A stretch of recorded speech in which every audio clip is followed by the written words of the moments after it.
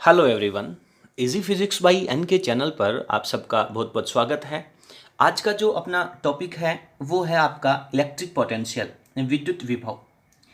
आपकी जो first unit है स्थिर वैद्युतिकी या इलेक्ट्रोस्टैटिक्स, उसका एक अहम पार्ट है इलेक्ट्रिक पोटेंशियल। ये जो आपका टॉपिक है वो सभी प्रकार के जो आपके स्टेट बोर्ड होते हैं उनका और आपके जो एनसीईआरटी है उसका एक इम्पॉर्टेंट टॉपिक है, यानी साइंस के सिलेबस का एक महत्वपूर्ण टॉपिक है। और इसको अपन थ्योरेटिकली रूप से अलग अलग टॉपिक वाइज कंप्लीट कर चुके हैं।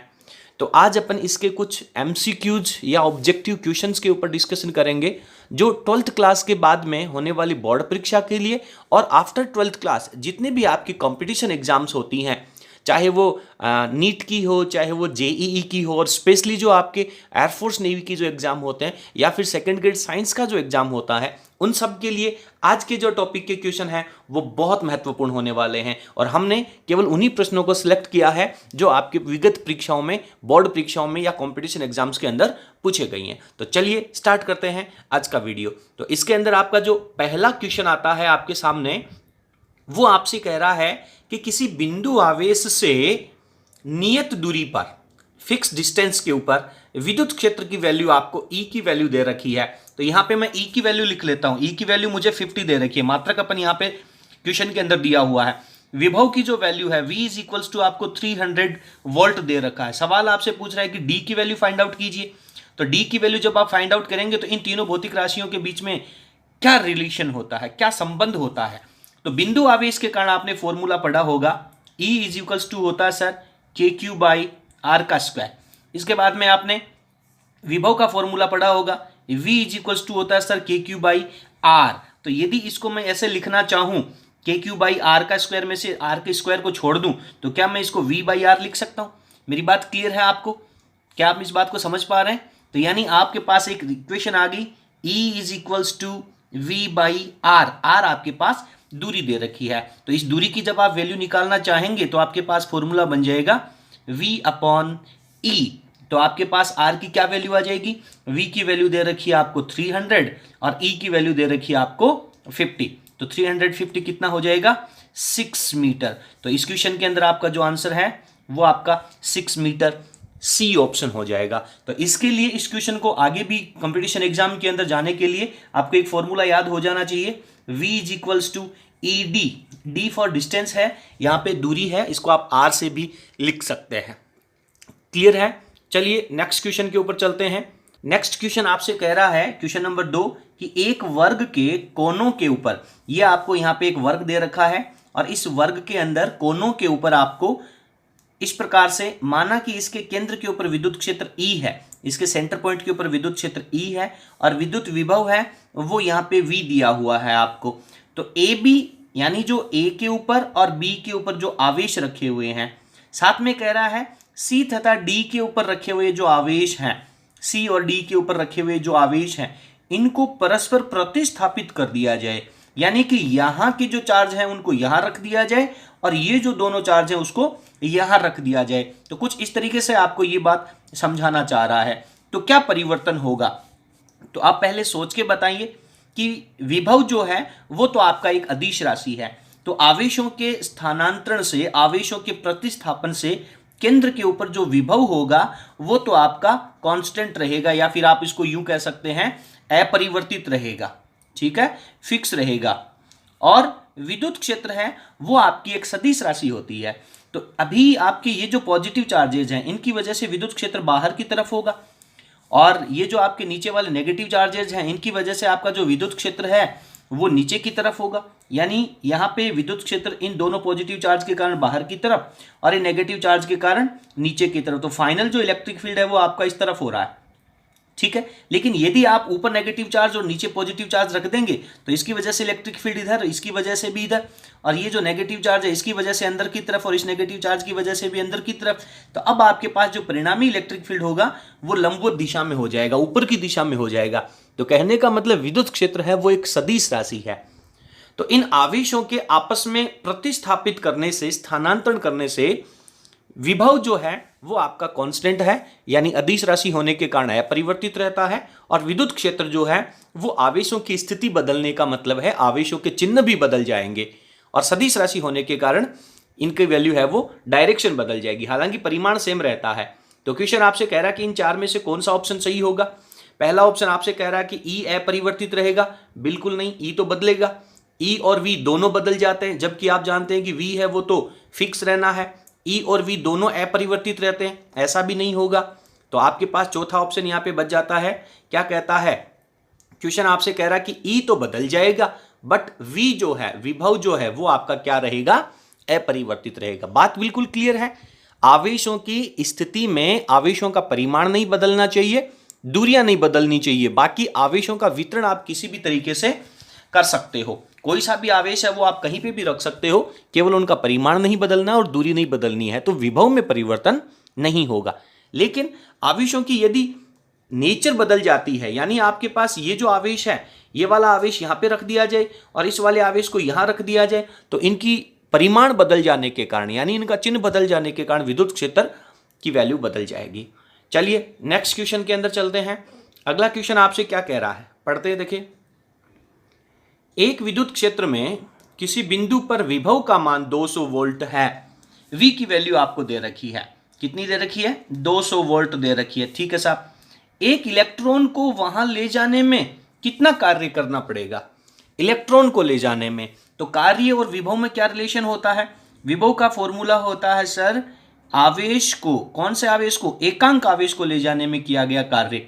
तो एकांक आवेश को ले जाने में किया गया कार्य, वो भी आपने परीक्षण आवेश हमेशा धनावेश लेते हैं, तो यहाँ पे आवेश के साथ इसका चिन्ह भी आपको लगाना पड़ेगा। तो कार्य की वैल्यू निकालनी है, तो कार्य इक्वल टू क्या हो जाएगा, माइनस क्यू इंटू वी हो जाएगा। तो इलेक्ट्रॉन का चार्ज कितना होता है, 1.6 10 की पावर -19 और इंटू वी की वैल्यू आपको दे रखी है 200, तो इसको मल्टीप्लाई कर दीजिए, तो ये हो जाएगा आपका 3.2 माइनस में और -19 में से 2 पावर यहाँ से कैंसिल आउट हो जाएगी। तो कुल मिलाकर के आपके पास इस क्वेश्चन का जो आंसर है वो आपका ए ऑप्शन हो जाएगा, ठीक है। सिंपल, आपको इसके अंदर विभव की, कार्य की और आवेश का जो रिलेशन होता है उस रिलेशन को आपको यहाँ पे फॉलो करना है और उसके द्वारा आपको ये क्वेश्चन सॉल्व आउट करना है। चलिए नेक्स्ट क्वेश्चन के अंदर चलते हैं।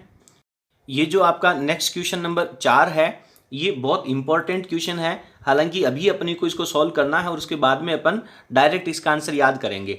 तो सवाल कह रहा है आपसे कि R1 और R2 त्रिज्या के 2 चालक गोले हैं। तो सबसे पहले अपने को यहाँ पे 2 चालक गोले ले लेने चाहिए, एक गोला ये है और एक गोला ये है, ठीक है भैया। 2 चालक गोले हैं, समान विभव पर हैं, इन दोनों का जो विभव है वो आपको क्या दे रखा है, समान दे रखा है।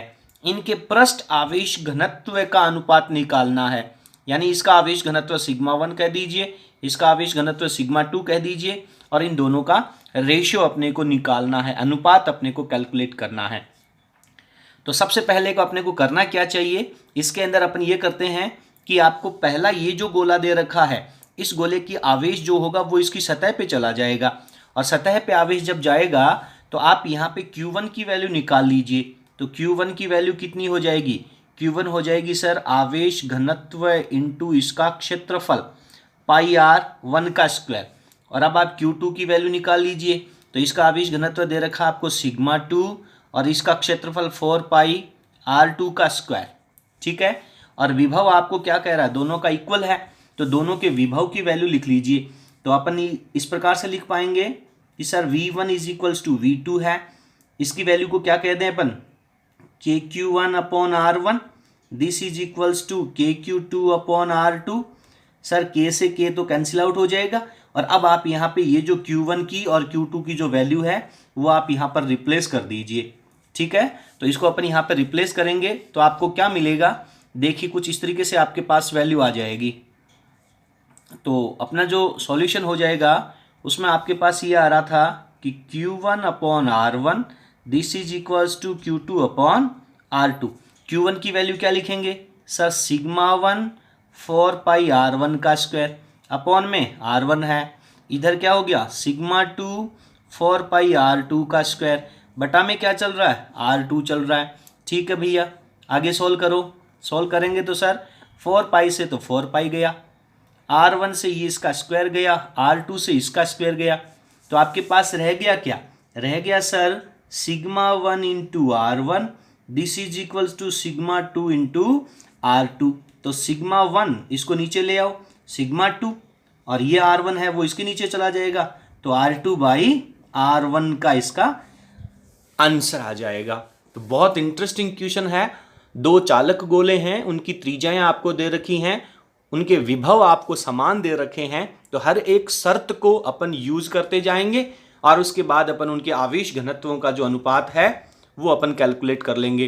तो आपके पास इस क्वेश्चन का आंसर क्या आया, R2 बाई R1। तो आपके पास पहला जो ऑप्शन है इसका आपका ऑप्शन जो ए है वो आंसर क्लियर हो जाता है। ठीक है, चलिए नेक्स्ट क्वेश्चन पे चलते हैं। अगला इसका जो प्रश्न है वो अति महत्वपूर्ण प्रश्न है।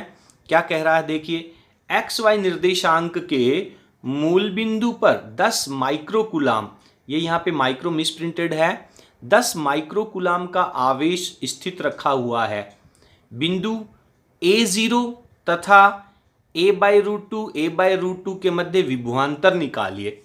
तो आपको ये जो बिंदु आवेश Q दे रखा है, तो आप कुछ इस तरीके से समझ लीजिए कि ये मूल बिंदु पे आपके पास चार्ज रखा हुआ है, Q रखा हुआ है। ये A0 पॉइंट है वो आपका x एक्स के ऊपर होगा यहाँ पर, तो इसके कोऑर्डिनेट A0 हैं। तो इस बिंदु आवेश से इसकी दूरी कितनी हो जाएगी सर, इस बिंदु आवेश से इसकी जो दूरी है वो तो आपकी a हो जाएगी। तो इस बिंदु के ऊपर इस आवेश की वजह से विभव का फॉर्मूला क्या हो गया सर, KQ बाई A हो गया। ये इसका वैल्यू हो गई पहले पॉइंट के ऊपर विभव की वैल्यू।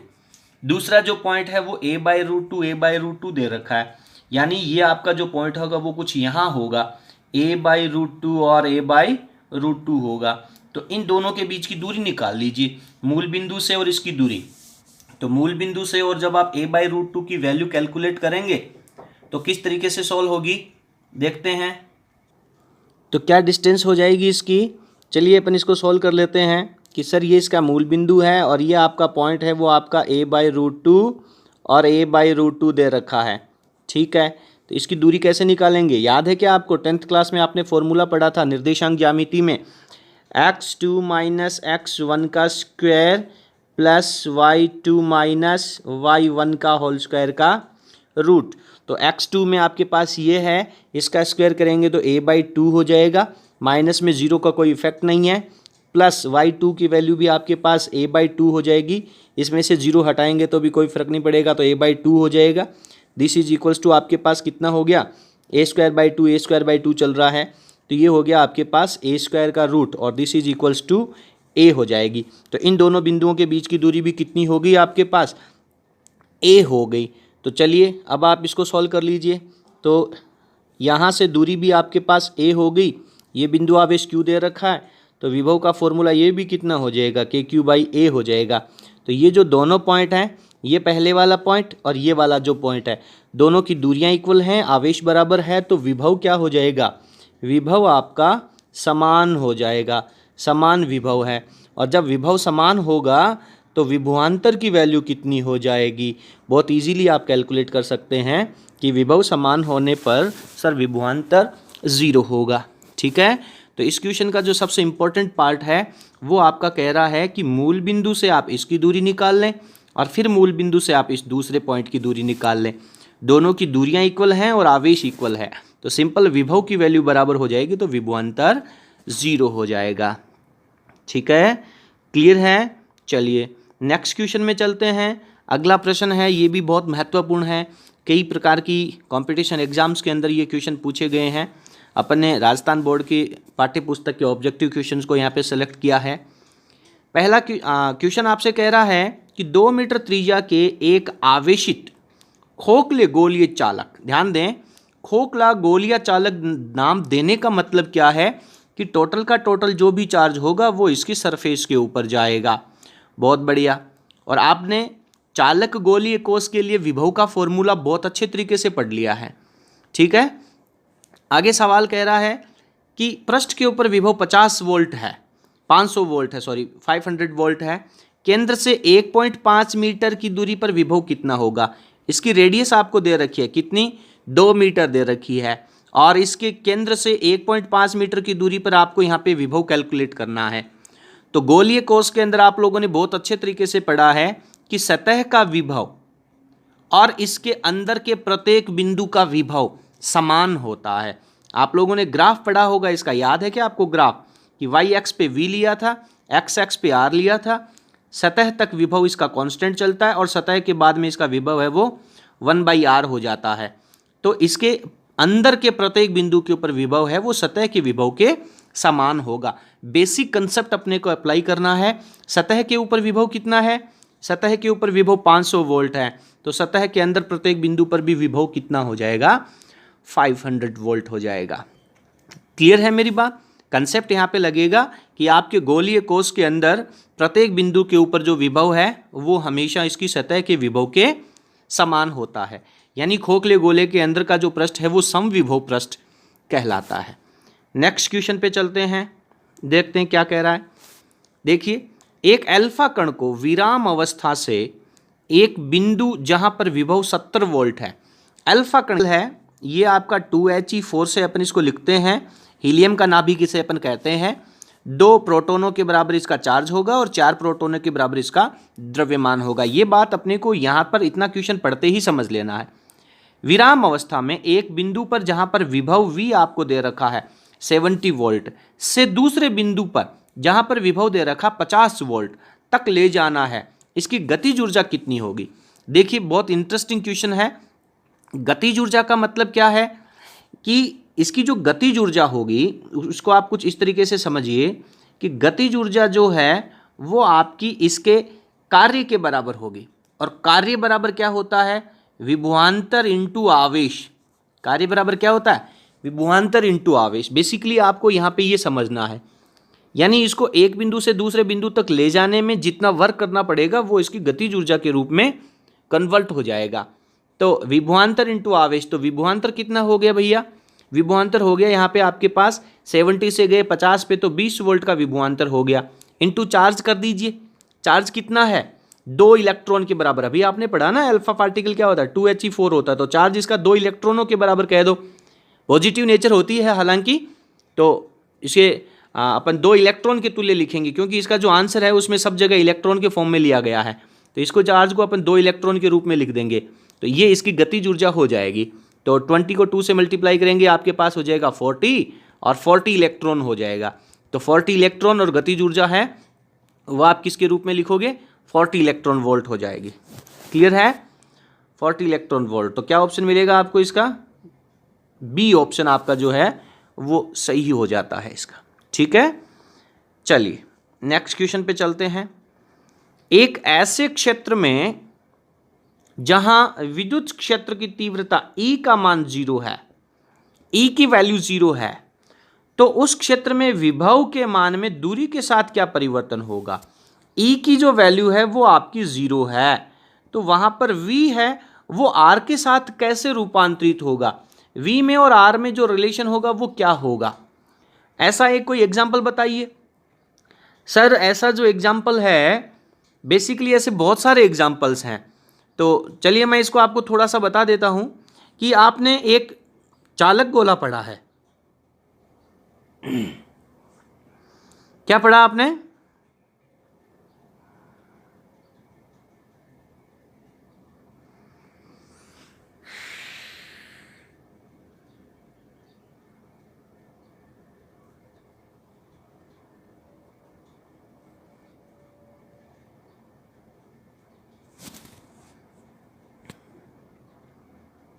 तो आपने इसमें एक चालक गोला पढ़ा है और चालक गोले के अंदर जो विद्युत क्षेत्र होता है वो आपका 0 होता है। और अभी आपने पिछले क्वेश्चन में पढ़ा था कि इस चालक गोले की जो सरफेस है और इसके अंदर का जो प्रत्येक पृष्ठ है वो उसके ऊपर विभव जो होता है वो आपका कांस्टेंट होता है, यानी विभव फिक्स है, वो दूरी के ऊपर डिपेंड नहीं करता है। तो यहाँ पे आपका जो क्वेश्चन है उसमें केवल आपसे ये पूछ रहा है कि विभव है उसका दूरी के साथ क्या संबंध होगा। तो विभव की जो वैल्यू है वो आपकी कांस्टेंट वैल्यू आ जाती है। तो डी ऑप्शन, द ऑप्शन आपका इस क्वेश्चन के अंदर क्लियर हो जाता है। देखिए क्या कह रहा है अगला क्वेश्चन। अगला क्वेश्चन कह रहा है कि समान पृष्ठ आवेश घनत्व से आवेशित 2 चालक गोले, चालक शब्द को पकड़ लीजिए, चालक गोले जिनकी त्रिज्याएं R1 और R2 हैं, केंद्र के ऊपर, कहाँ पर, केंद्र के ऊपर चालक गोलों के लिए विभव का मान चाहे केंद्र पे कह दे चाहे सतह पे कह दे समान होता है। पढ़ा है आपने अभी कि ये मान लीजिए आपके पास एक चालक गोला है, इसको आवेश देंगे तो आवेश सरफेस पे जाएगा और इसकी सतह की और इसके अंदर के प्रत्येक बिंदु के ऊपर विभव हमेशा समान रहता है। तो आप चाहे सतह का विभव कह दें या केंद्र का विभव कह दें, कितनी वैल्यू होती है, KQ/R, इसकी जो रेडियस होती है वो इसका फॉर्मूला होता है। ठीक है, तो इसके दो गोले हैं, उनका अनुपात अपने को लेना है। तो चलिए इसको कुछ इस तरीके से समझते हैं। मान लीजिए कि पहले गोले के ऊपर जो विभव है वो आपको दे रखा है V बराबर KQ1/R1। Q1 क्या है, चालक गोले के ऊपर आवेश घनत्व है, पृष्ठ आवेश घनत्व होगा, सिग्मा होगा। तो यहाँ पे अपन लिखेंगे K, आवेश की वैल्यू पृष्ठ आवेश घनत्व है σ1 इंटू इसका क्षेत्रफल, गोले का क्षेत्रफल क्या होता है 4πr1 का स्क्वायर। इसके बाद में अपन यहाँ पे लिख देंगे R1 से इसका स्क्वायर तो कैंसिल आउट हो गया। अब चलिए आप V2 की वैल्यू निकाल लीजिए, तो V2 की वैल्यू भी क्या हो जाएगी KQ2/R2। तो वापस इसके अंदर भी आप सिग्मा इंटू 4πr² रखेंगे, तो डायरेक्ट उसकी वैल्यू को आप इसके डिवाइड में बटा में ले लीजिए, तो K हो गया σ2 हो गया 4πr2 रह गया। ठीक है ना, क्योंकि इसका R2 का जो स्क्वायर होगा उसको ये R2 कैंसिल आउट कर देगा। तो फाइनल आपके पास जो वैल्यू बचेगी वो कुछ इस तरीके से रहेगी कि सर K ने K को काटा, आवेश घनत्व दोनों का समान दे रखा है तो σ1 ने σ2 को काटा, पाई ने पाई को 4π ने 4π को कैंसिल आउट किया, तो आपके पास V1/V2 का जो रिजल्ट है वो R1/R2 रह जाता है। क्लियर है मेरी बात? इस क्वेश्चन को दोबारा समझ लीजिए, इसका जो आंसर होगा वो आपका R1/R2 ए ऑप्शन हो जाएगा। इसके जैसा एक क्वेश्चन आपने इससे पहले भी पढ़ा था, वो वाला क्वेश्चन आपसे क्या कह रहा है, क्वेश्चन आपसे कह रहा है कि यदि विभव की वैल्यू समान दे करके आवेश घनत्व का अनुपात पूछे तो रिजल्ट आया था R2/R1, और यदि आवेश घनत्व की वैल्यू समान दे करके विभव की वैल्यू पूछे तो रिजल्ट आएगा R1/R2। इस तरीके से आपको इनको समझना है। चलिए अगले क्वेश्चन के ऊपर चलते हैं। क्या कह रहा है अगला प्रश्न, देखिए एक विद्युत क्षेत्र का विभव V की वैल्यू आपको कुछ XYZ के फॉर्म में दे रखी है, से परिभाषित है। बिंदु XYZ पर विद्युत क्षेत्र की तीव्रता SI का मात्रक में कितनी होगी, SI मात्रक में इसकी वैल्यू कितनी होगी, ये अपने को फाइंड आउट करना है। V की वैल्यू आपको दे रखी है और E की वैल्यू निकालनी है। तो चलिए E की वैल्यू क्या होती है, E बराबर होता है माइनस ग्रेडियंट V, यानी कि V का आपको अवकलन करना है। तो पहले इस केस में जब आप अवकलन करेंगे ∂V/∂x, एक वीडियो में आपने पढ़ा है विद्युत क्षेत्र और विद्युत विभव में संबंध, ∂V/∂y और ∂V/∂z अपने को निकालना होता है। तो इनका सबका आप अवकलन करते जाइए। जब आप अवकलन करेंगे तो इसका अवकलन हो जाएगा -5, इसका अवकलन हो जाएगा +3 और इसका अवकलन हो जाएगा +√15। ठीक है, तो अब आपको क्या करना है, इसका E का परिमाण ही तो निकालना है, विद्युत क्षेत्र की तीव्रता निकालनी है। तो क्या होती है x का स्क्वायर प्लस y का स्क्वायर प्लस z के स्क्वायर का रूट होता है। तो सॉल्व कर लीजिए इसको, 5 का स्क्वायर हो गया 25, 3 का स्क्वायर हो गया 9 और √15 का स्क्वायर हो जाएगा 15। तो 20 और 10 30 और 40 49 हो जाएगा ये तो √49 की जो वैल्यू आ जाएगी that is equals to 7 answer हो जाएगा इसका। सिंपल आपको इसको ऑब्जेक्टिव सोल्व करना है, अगर डेरिवेटिव सोल्व करना होता तो अपने को इसको सदिश राशियों के साथ भी लिखना पड़ता। चलिए नेक्स्ट क्वेश्चन के ऊपर क्या कह रहा है, बहुत महत्वपूर्ण क्वेश्चन है, this is very important question. क्या कह रहा है देखिए, एक एकांक आवेश को Q आवेश से R दूरी पर, ये Q आवेश है, इससे R दूरी के ऊपर यहाँ पे एकांक आवेश रखा हुआ है, चारों तरफ वृत्ताकार पथ में घुमाया जाता है, चारों तरफ वृत्ताकार पथ में घुमाया जाता है, किया गया कार्य क्या होगा। तो एक बिंदु को एक बिंदु से घुमा करके वापस उसी बिंदु तक लाया जाता है और सबकी दूरियां बराबर है, तो ये तो गोला बन गया और बिंदु आवेश के कारण समविभव पृष्ठ, आप डिस्क्रिप्शन में जा करके समविभव पृष्ठ का वीडियो देखेंगे तो आपको क्लियर हो जाएगा कि बिंदु आवेश की वजह से बनने वाले जो समविभव पृष्ठ होते हैं वो आपके गोलाकार होते हैं।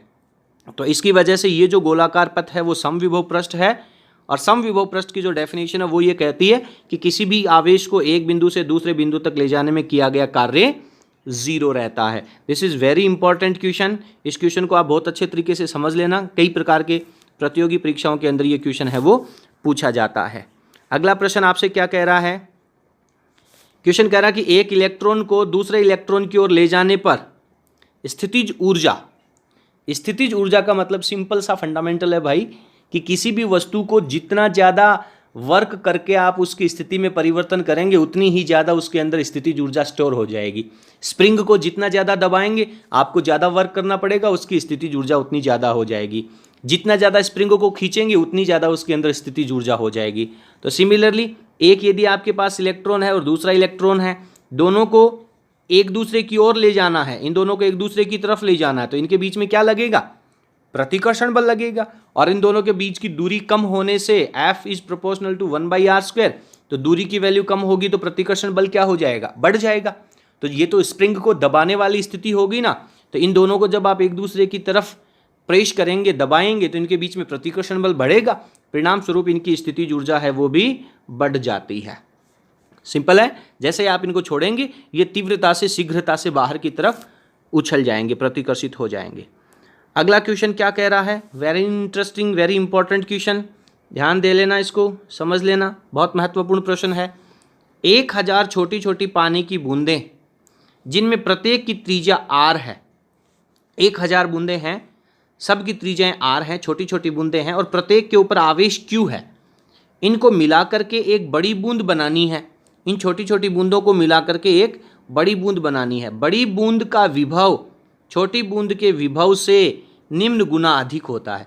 इसका विभव यदि v है, v नॉट कह दीजिए और इसके विभव को v कह दीजिए, तो इसका जो विभव हो वो कितना गुना ज़्यादा हो जाएगा, ये रिलेशन आपको यहाँ पे कैलकुलेट करना है।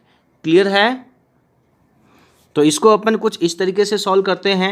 छोटी बूंद जो है, छोटी बूंद के विभव को चलिए मैं Vs लिख देता हूँ, तो Vs हो जाएगा KQ अपॉन इसकी त्रिज्या को मैं स्मॉल r लिख देता हूँ, ठीक है। और बड़ी बूंद का जो विभव होगा उसको मैं VB फॉर बिग से लिख देता हूँ, this is equals to KQ upon capital R से लिख देता हूँ। तो अपने को इन दोनों का रेशियो लेना है, अनुपात लेना है। तो इसके अंदर ये एक बूंद का आवेश है, तो आपको कितनी बूंदें मिलानी है? 1000। तो आवेश तो हमेशा संरक्षित रहता है, तो 1000 Q को जब आप मिलाओगे तो ये आपका कैपिटल Q हो जाएगा। तो यानी कि आपके पास फर्स्ट लाइन आ गई कि कैपिटल Q की जगह आप लिख पाएंगे 1000 स्मॉल q, ठीक है। इसके बाद में बात करते हैं कि ये आपके पास छोटी बूंद की त्रिज्या और ये बड़ी बूंद की त्रिज्या है, और बड़ी बूंद का जो आयतन होगा वो छोटी बूंदों के आयतनों के योग के बराबर होगा। तो बड़ी बूंद का जो आयतन है वो आपका हो जाएगा 4/3 पाई कैपिटल R क्यूब, और छोटी बूंद का आयतन है वो आपका है 4/3 पाई स्मॉल r का क्यूब। कितनी बूंदें मिली हैं? 1000 बूंदें मिली हैं यहाँ पर। तो 1000 बूंदें मिली हैं तो इसको अपन सॉल्व कर लेते हैं। 4/3 पाई से 4/3 पाई कैंसिल आउट हो जाएगा, और इस r क्यूब की जगह इस 1000 को r के साथ ऐड करूँ तो क्या 10r की पावर क्यूब लिख सकता हूँ? बिल्कुल लिख सकते हैं। क्यूब से क्यूब कैंसिल आउट हो गया, तो आपके पास ये जो कैलकुलेशन थी इसका रिजल्ट आ गया कि sir r is equals to आप 10r लिख सकते हैं, ठीक है, 10r लिख सकते हैं। अब आप इसको सॉल्व कर लीजिए तो क्या रिजल्ट आ जाएगा? देखिए Vs की वैल्यू आ गई सर KQ/R, Vb की जो वैल्यू है वो आ गई सर K, आवेश कितना था 1000 Q और त्रिज्या कितनी थी 10R। तो ये इससे जीरो कैंसिल आउट हो गया। तो अगर मैं इसको थोड़ा सा इस तरीके से देखूं तो यहाँ पे आपको कुछ समझ में आएगा कि ये जो 100 है उसको साइड में रख लूँ, तो Vb की जो वैल्यू है वो आ गई आपके पास 100, और बाकी की जो वैल्यू है वो क्या है? Vs ही तो है। तो इसका मतलब आपके पास बड़ी बूंद का जो विभव है वो छोटी बूंद के विभव से 100 गुना ज़्यादा होता है। तो यहाँ पे आपके पास आंसर क्या हो जाएगा? ये आंसर हो जाएगा, ठीक है।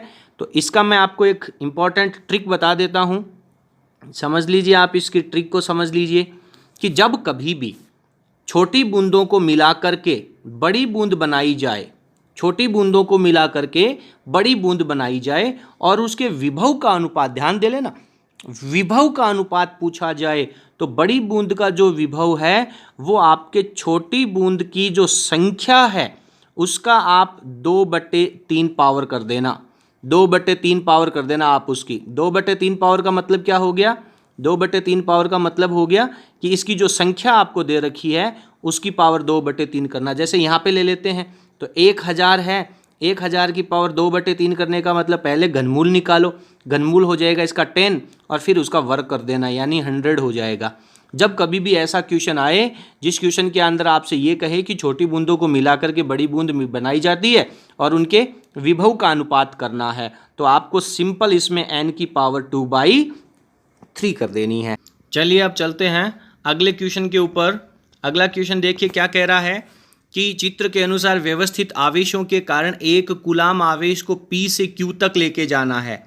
एक कूलाम आवेश है उसको P बिंदु से Q बिंदु तक लेके जाना है। किया गया कार्य ज्ञात कीजिए। ध्यान दे लेना, आवेश को यहाँ से P से Q तक लेके जाना है। किया गया कार्य ज्ञात कीजिए। स्ट्रक्चर को थोड़ा सा समझें। ये +40 माइक्रोकूलाम, ये -40 माइक्रोकूलाम कुछ दूरी पर रखे गए हैं। ध्यान दें, कहाँ पहुँच गए आप पहुँच गए इलेक्ट्रिक डाइपोल के अंदर, विद्युत द्विध्रुव के अंदर। और विद्युत द्विध्रुव के अंदर उसकी एक्स को मिलाने वाली रेखा के ऊपर जो लंबवत रेखा होती है, इस रेखा के ऊपर विभव का मान हमेशा 0 रहता है। यानी ये जो पृष्ठ है वो समविभव पृष्ठ होता है। और आप जानते हैं कि समविभव पृष्ठ के ऊपर किसी भी आवेश को एक जगह से दूसरी जगह ले जाने में कोई कार्य करना नहीं पड़ता है। तो इस प्रकार से आपके पास इस क्वेश्चन का आंसर क्या हो जाएगा? 0 वैल्यू रह जाएगी, डी ऑप्शन हो जाएगा। ठीक है, वेरी इंपॉर्टेंट क्वेश्चन। चलिए नेक्स्ट क्वेश्चन के ऊपर चलते हैं। अगला क्वेश्चन, अभी आपने जो क्वेश्चन पढ़ा था ठीक उसके तरीके का ही है। एक जैसी 64 पारे की गोलियों को प्रत्येक के ऊपर विभव 10 है, मिलाकर के एक बड़ी गोली बनाई जाती है। बड़ी गोली की सतह के ऊपर विभव क्या हो जाएगा?